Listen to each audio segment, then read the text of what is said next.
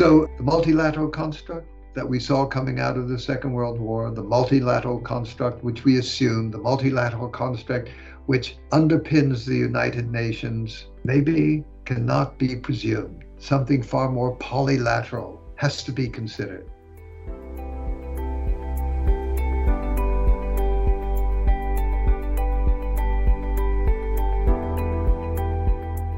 Hi everyone, I'm Natalie Alexander and welcome to The Next Page, our podcast at the UN Library and Archives Geneva, designed to advance conversations on multilateralism.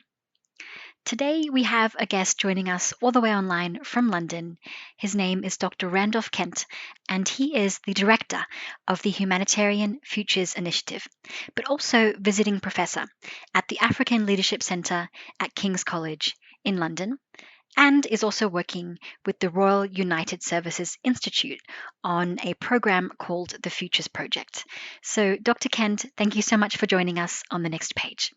Thank you very much, Natalie. Delighted to be here. We're very glad you could come and join us online, and you've had many experiences on your journey, including with the UN. So just to begin, I was wondering if you wouldn't mind sharing with our listeners briefly a bit your story. What have been some key moments from your career, and how have they led you to where you are today at Humanitarian Futures? Thank you very much, Natalie. Let me just begin with my career, just a quick review of where I started with the UN and what it meant to me and how I learned what I think are important lessons as we look to the vulnerabilities and the opportunities that we all as a global community will have to face. It's interesting that when I was assigned to Ethiopia back during the famine in the 1980s, that what we call the humanitarian structure or sector was really very undetermined.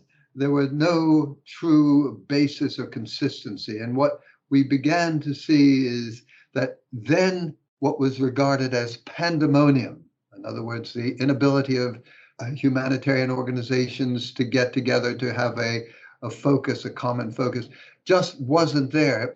Now, this began to change. And by the time I got to Sudan in the late 1980s, we really began to see a far more coherent humanitarian construct.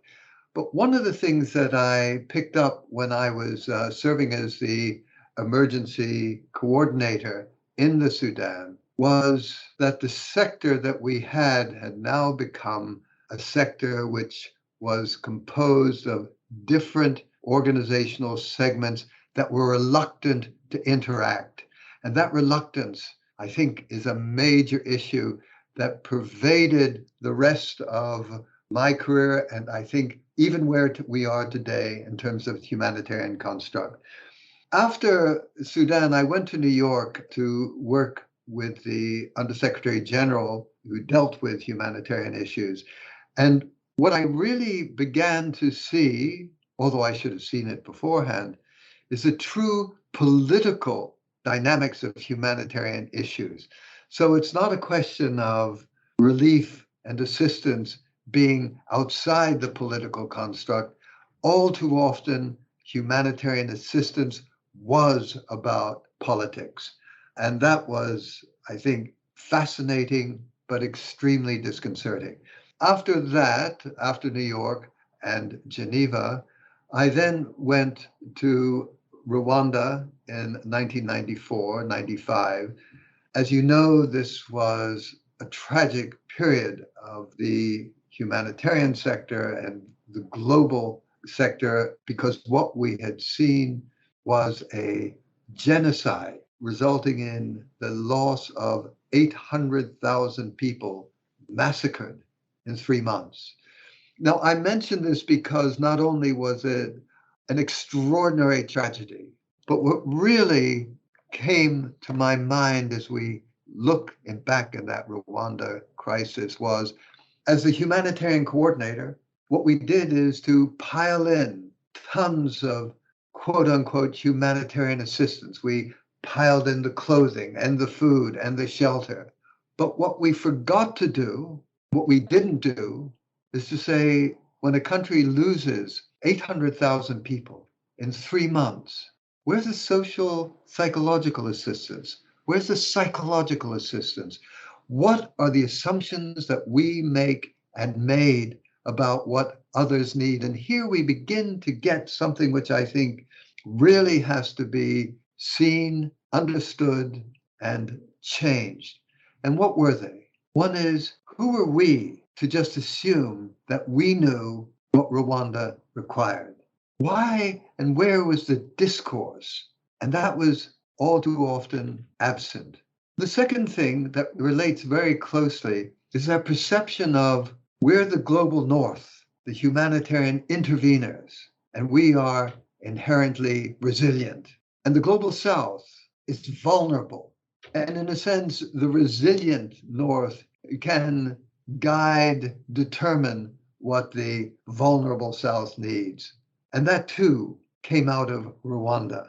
I think something that also is very important, I believe, for not only the humanitarian sector, but for an increasingly vulnerable global community. And that struck me when I went to Kosovo. I was the Humanitarian Coordinator, and we were faced with an extraordinary amount of displaced people, refugees, but at the time, we really didn't have the resources to deal with that number of displacement.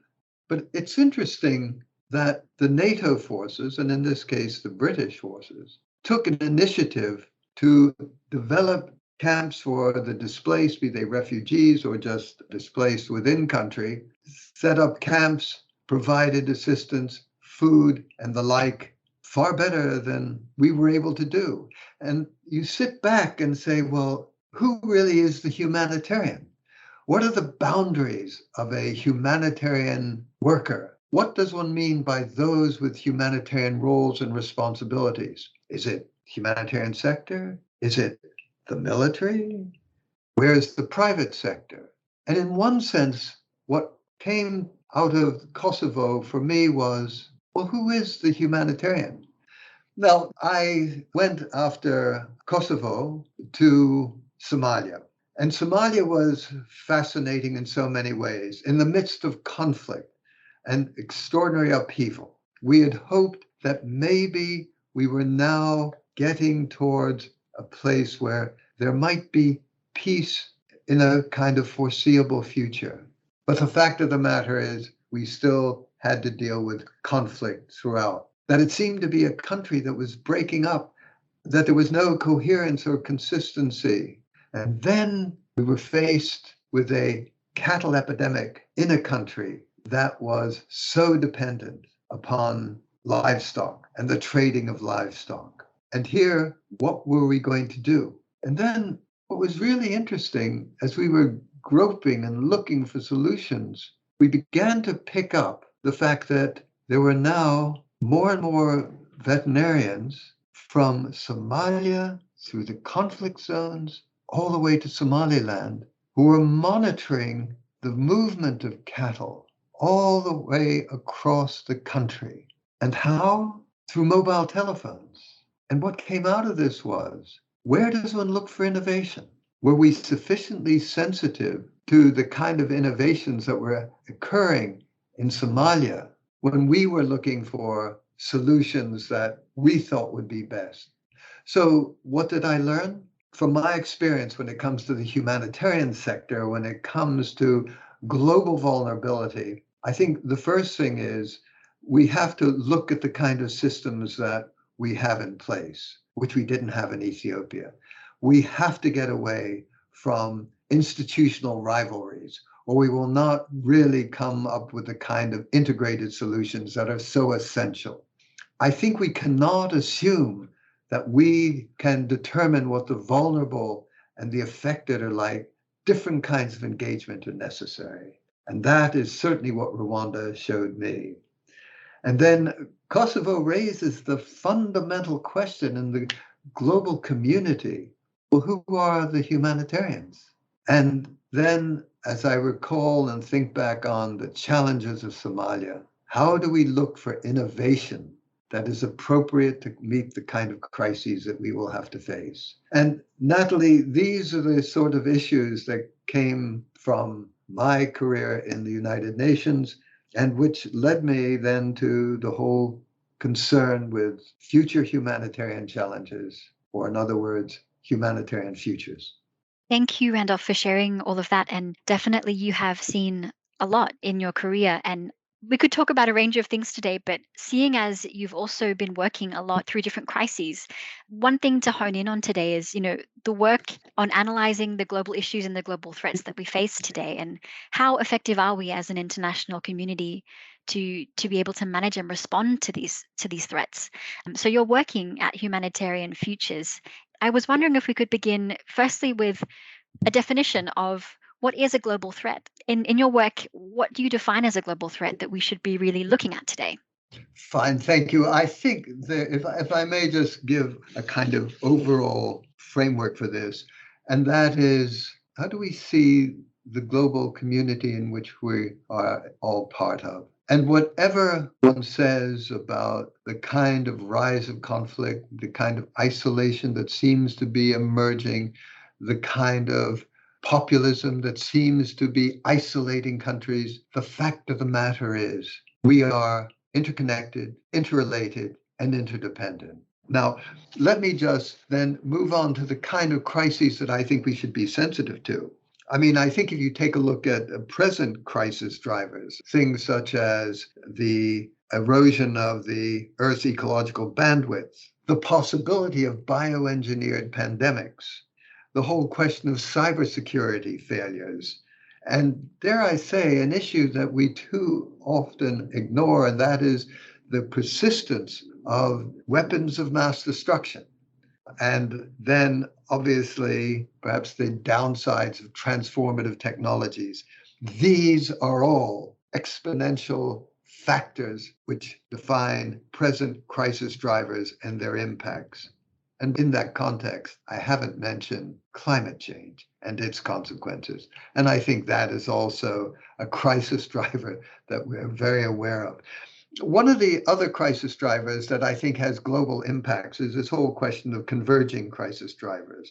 For example, take hypothetically a severe drought in Eastern Europe, conflict-driven mass displacement, let's say in the Far East, and a breakdown in software supply chains altogether, which could trigger hitherto unparalleled financial crises. Now, this, I think, has been underscored by the United Nations when the United Nations Development Programme's 2020 Development Report pointed to another example of converging crisis disasters when it noted that climate change plays a large role in reducing average incomes, particularly in low-income countries, increasing the numbers of people experience hunger and the numbers of people affected by climate and weather disasters. In other words, all these different components converge to lead to the possibility of a global crisis. Let me also mention another, and that is something we call synchronous failures and global collapse. So what do we mean by synchronous failures? And that is something, an event, an issue, a threat that is all-encompassing. So take cyber systems and cyber infrastructures. Those cyber systems will most likely be based more and more in outer space. Now, what happens if those systems are destroyed or crippled at least by outer space debris or by an asteroid? What would its impacts be? What happens when, in the 21st century, the fundamental cyber system collapse? One single issue now leaves the global community under very severe threat. And let me give you one other type that I think we need to mention and consider. And that is what you might call simultaneous crisis drivers that have parallel impacts.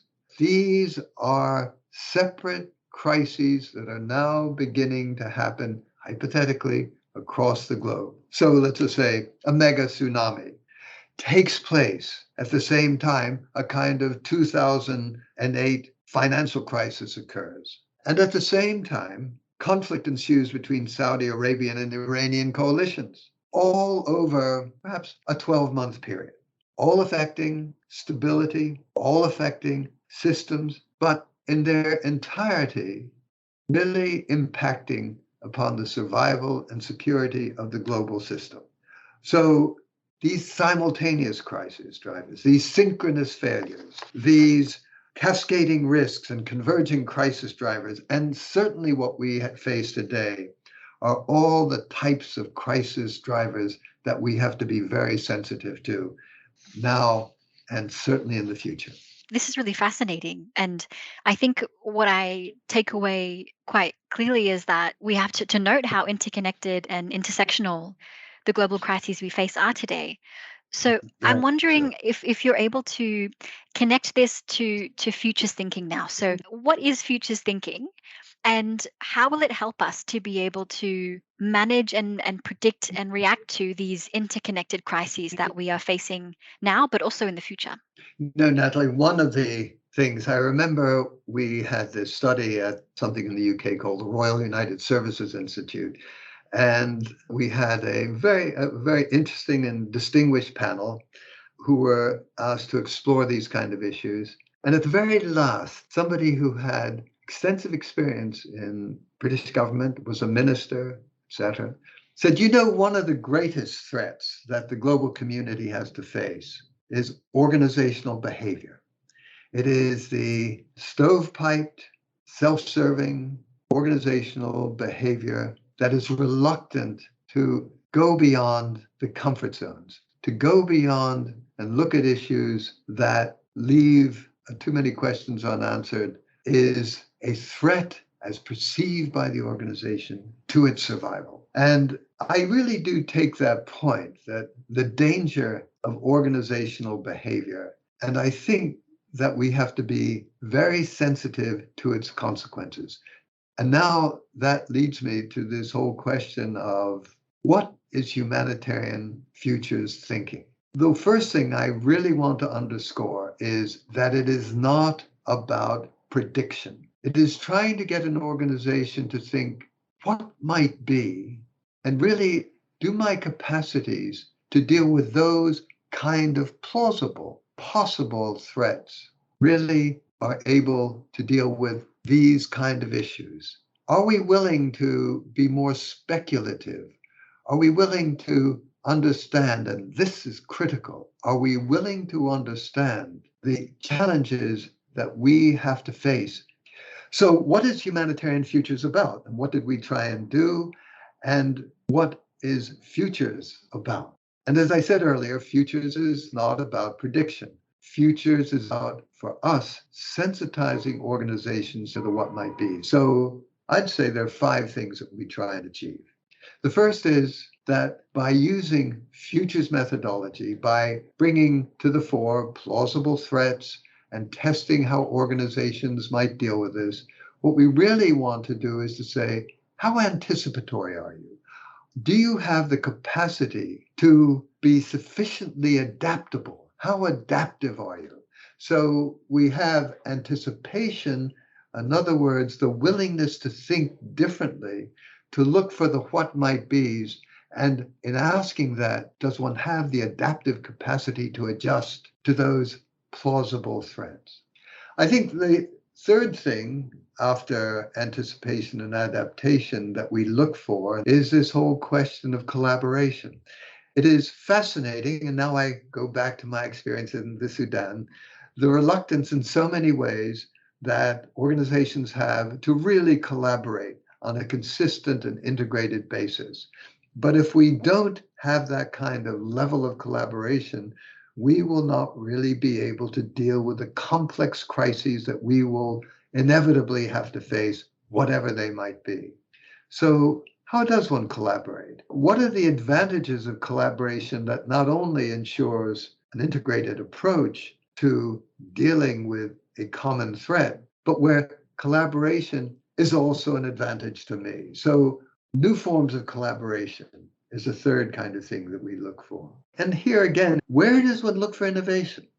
Is innovation just something you look for to solve a problem, or does one go beyond the immediate problem solving into exploring what sorts of innovations might be of use over time to enhance our anticipative capacities, our ability to be more adaptive, and dare I say, also to make collaboration far more effective. I think the last thing, the fifth thing that I'd like to mention in the context that we look at futures has to deal with leadership. And I do believe that the hierarchical structure that we now see inherent in organizations really are not and do not have the capacity to deal quickly and sensitively to the kind of crisis drivers that we will have to consider. Organizations, as been said so often, have to be flatter. But in terms of leadership, the leader has to be willing to give authority and decision making to others that normally in a hierarchical structure would not have it. And a leader has to be a mentor, helping those who do have to make decisions at different levels, at different times, etc., guiding them and helping them. In other words, that the whole concept underpinning the hierarchical organization when it comes to leadership also has to change. And so these are the kind of things that we try and pursue when we talk about futures thinking, and certainly that kind of thinking in the humanitarian context. Randolph, I'm wondering then how we can translate this learning. Where can you see that we can work on futures thinking multilaterally, especially at the UN? You know, one of the things that we have to do at the UN is to try and break away from our own organizational stovepipes. So in my time, the survival of individual organizations, be it WFP, UNICEF, FAO, and on, their independence of action, the way they gain resources, all too often dominate their behavior. Now, this is not to say that there's no awareness of this. To the contrary, the Interagency Standing Committee way back, another 2 decades ago, was clearly a step towards trying to deal with these kind of stovepiped issues. So it's not that the UN structure is insensitive to this, but it is very difficult for them to achieve the kind of issues which I mentioned when it comes to futures. That said, I think there's steps in the right direction. I think the Secretary General's common agenda, when he recognized the importance of bringing to the decision-making table the private sector, communities, the social networks, and on these kind of structures, what we conventionally call the multilateral structure, these kind of bodies now would be part, in a sense, of the identification, monitoring, and mitigating potential global threats. I would like to then keep going on this because you do mention multilateralism. And I recently read one of your papers called Building an International Architecture for Managing Global Threats, which is part of your work with the Royal United Services Institute. And you mention that actually one of the global threats we're facing is organizational behavior and comfort zones of multilateral institutions. And you argue that polylateralism is one way that we're going to be able to face these global challenges together. So could you explain a bit more for us? What is polylateralism and what does it mean in terms of multilateralism? Right. One of the difficulties in discussing multilateralism versus polylateralism is that it's not a question of choice. Multilateralism certainly existed. We know that it emerged out of the aspirations of the Second World War.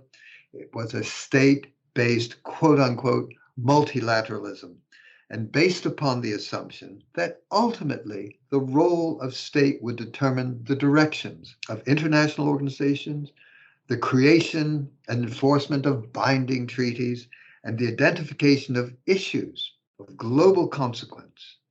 It reflected the global architecture of the time, and for many continues to do so. Now, I have to emphasize that this, as one looks to the possibility of polylateralism, is not an issue of choice. It is a question of, is this where the global architecture is evolving? Do we have to be sensitive to the fact that the multilateral construct is perhaps eroding. It doesn't have the same force. And why? Because there are emerging entities that are challenging in various ways the authority of the state-based system.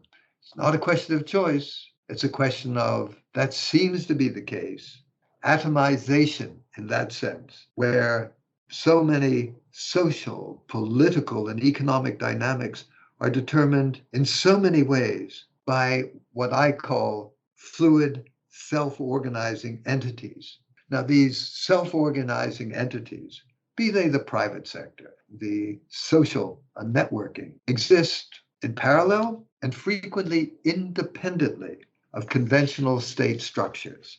And the assumptions and processes that normally guide economic, political, and social institutions might be more polylateral, where those outside what you might call the conventional multilateral structure have impacts upon the global dynamics, upon the ways that key events, security, protection, creation of global threats, and mitigating global threats may well go beyond the multilateral construct per se.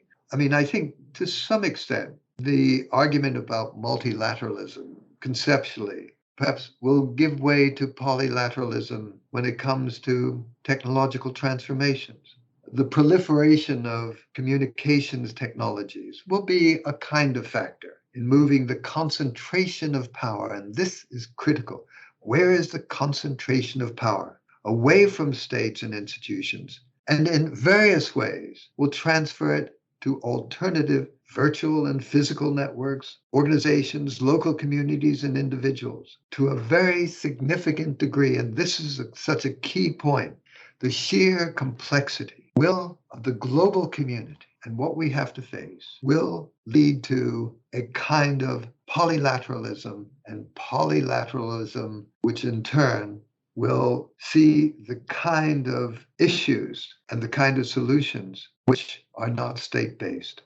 So the multilateral construct that we saw coming out of the Second World War, the multilateral construct which we assume, the multilateral construct which underpins the United Nations, maybe cannot be presumed. Something far more polylateral has to be considered.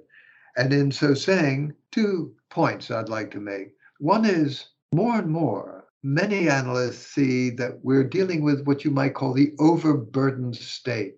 Too many contending pressures, too many factors that those within states, citizens, etc., expect, but they are necessarily conflictual and contending. The state, less and less, it has been argued, has the capacity to deal with that.